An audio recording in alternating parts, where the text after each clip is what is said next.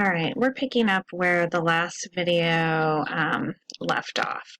It turned out that you couldn't see my pen usage on the last video, so I am going to use this periodic table instead. Then you'll be able to see my pen. All right, so I was talking about why things have their charges. This here is your group 1A, and everybody on the periodic table loses or gains electrons to be just like the noble gases that are over on the right-hand side of the periodic table, okay? So this is the noble gases here. Hydrogen is kind of odd, so we don't really consider it as part of group 1A, but they have it here because it has some really different properties. So we're just going to talk about group 1A, starting with lithium here. So like I said, everybody wants to lose or gain electrons to be just like the noble gases. Lithium becomes a +1 charge. Sodium becomes a +1 charge, and I'm going to explain why. Lithium has 3 electrons. All right, so lithium has 3 electrons, and it wants to be just like the noble gas that's nearest it. All right, so helium over here has 2 electrons, okay? So lithium would lose 1 electron to become just like helium and therefore have a +1 charge. Sodium has 11 electrons. It would lose 1 electron to be Na+, to be just like neon, okay? Potassium has 19. It would lose 1 to be just like argon. Rubidium, same, cesium, and then we don't have to worry about these guys down here. All right, so you guys could, if you wanted, on your little periodic tables, say that this is your +1 row. Okay, this here is your +2 row. All right, magnesium would lose 2 electrons to be just like, let's see, we have 12 electrons, so it would lose 2 electrons to be just like neon. All right, calcium would lose 2 electrons to be just like argon. Strontium would lose 2 to be just like krypton, okay? So if it helps you, you guys could think about this as your +2 row. All right, now we're going to skip past all of these guys right now. These are your transition metals. We are going to learn those, but just not yet. This here is your +3 row. However, we really only talk about boron and aluminum. Boron would lose 3 electrons to be just like helium. Aluminum would lose 3 electrons to be just like neon. Okay, we don't deal with boron a lot, so this would be Al3+. All right, so 3+. All right. When you guys are naming your cations, you're going to name them with just the full element name plus the word ion. So Mg2+ would be magnesium ion. Lithium +1 would be lithium ion. Sodium +1 would be sodium ion. All right, so what would Ca2+ be? What would the name of it be? Calcium ion. Yeah.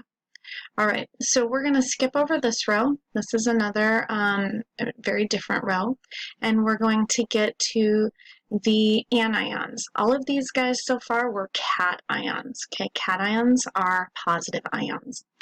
Anions, so keep in mind everybody is trying to be like the noble gas that's nearest it. Okay, so fluorine here would gain an electron. That's what the nonmetals do, is they gain electrons to be like the noble gases. So fluorine would gain 1 electron to be just like neon. Chlorine would gain 1 electron to be just like argon. Okay, bromine would gain 1 to be just like krypton. Okay, so this is your -1 row. Okay, this is your -2 row. Okay, things work the same. Oxygen would gain 2 to be like neon. Sulfur would gain 2 to be like argon. Selenium 2 to be like krypton. All right, this here is your -3 row. N3-, this is nitrogen. It would gain 3 electrons to be just like neon. Phosphorus would gain 3 to be like argon. All right, How do we name our anions? You're going to use the element stem name plus the word "ide" and then ion. So you would have fluoride ion, okay? Chloride ion, oxide ion. This would be iodide ion. All right, what would this one be? Phosphide ion. Good. All right, some ions, the transition metals, the ones I told you we would talk about later, they are able to be more than one ion, okay? So we have to name them with respect to what ion they are. So chromium, for instance, is able to be Cr2 plus or Cr3 plus. So when we name it, we can't just say chromium ion because we need to be able to distinguish which chromium ion we're talking about. So you would use the Roman numeral in this instance. So you'd write chromium 2 ion, or you would write chromium 3 ion. All right, for iron, iron is able to be iron 2 or iron 3, okay? Iron 2 would be iron 2 ion with the Roman numeral. Iron 3 plus would be iron 3 ion. These are ones that you guys are going to need to just memorize, okay? There are some more that we're going to run across. For instance, zinc, it can only be zinc, but it's not able to be more than one ion, but it is in the transition metal area. We just have to remember it's just called zinc ion. Silver is another case that's one of the transition metals, but it's still only able to be silver plus one, and so it is just silver ion. Okay. All right. All right, so we're going to try a couple of these. Let's look at the ones that we've learned already. So Li, that is not very dark. I'll go over here and make this darker. Okay.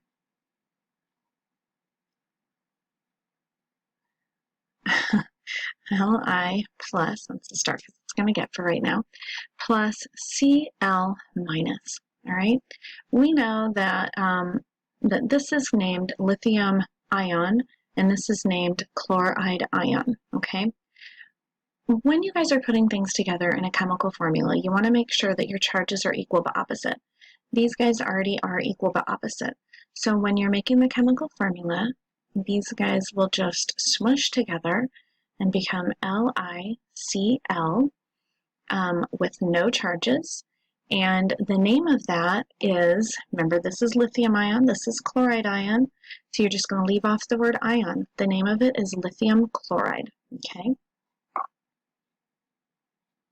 All right, let's try this one. Ba2 plus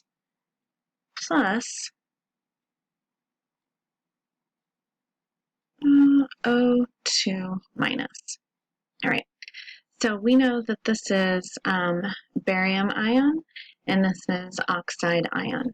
The charges are already equal but opposite, and when we add those together, it's just going to become BaO without any charges, and the name of it would be barium oxide. All right, let's try this one. Al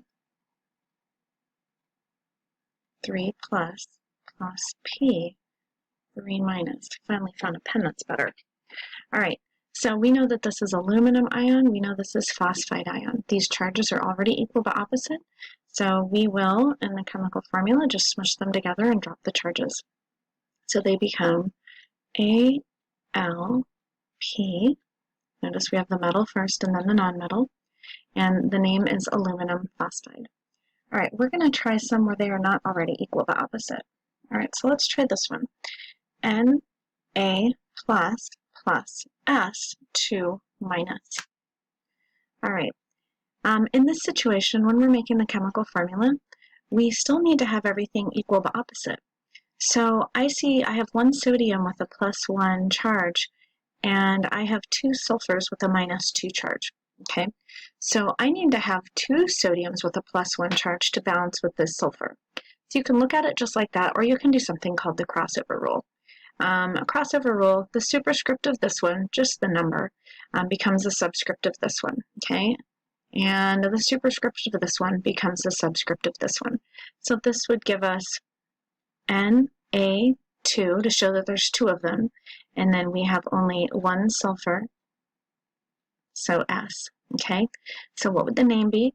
We have sodium ion and sulfide ion, so it would be sodium sulfide, all right?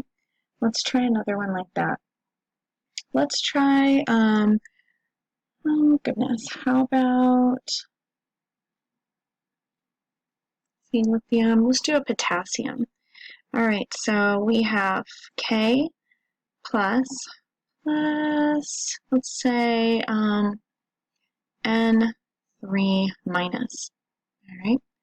So the charges are not equal but opposite, so we definitely need them to balance. You guys can use the crossover rule. We would need 3 potassiums and 1 nitrogen to make these charges balance. And so this would be K3N, and the name of it would be potassium nitride.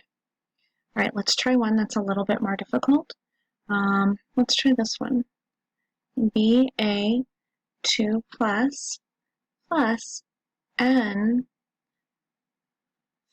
minus, okay? So this one, I would say definitely use the crossover rule because it will make it a lot easier to see. All right, so you have, you would need 3 bariums and you would need 2 nitrogens, okay? So this would be Ba with a 3 and N with a 2, okay? And the name of it is barium nitride. All right, so we're going to try some now that have the transition metals in them. So let's look at this one here.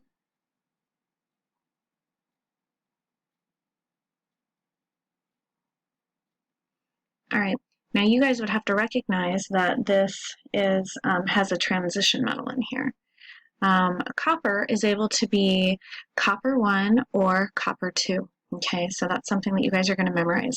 These guys are already equal but opposite, so this would become CuO, and the name of it would be copper 2 oxide. All right, if you have Cu plus O2 minus, okay, we would use the crossover rule. I would see that I would have to have 2 coppers and 1 oxygen. So it'd be Cu2O. Then we look at the name of the ion. Okay, we know that this is copper 1, so we have to show that in the name. Okay, copper 1 oxide. All right, let's try another one here. SN 4 plus Cl minus. All right, this is another transition metal. Tin can be tin 2 or tin 4, and then this is your chloride ion. I would need 4 chloride ions to balance with that tin, okay, and I'd need 1 tin, okay. So this would be SnCl4. I would have to name it with respect to this tin, so it would be tin 4, oops, chloride. CHLORIDE. All right, we'll pick it up in the next video.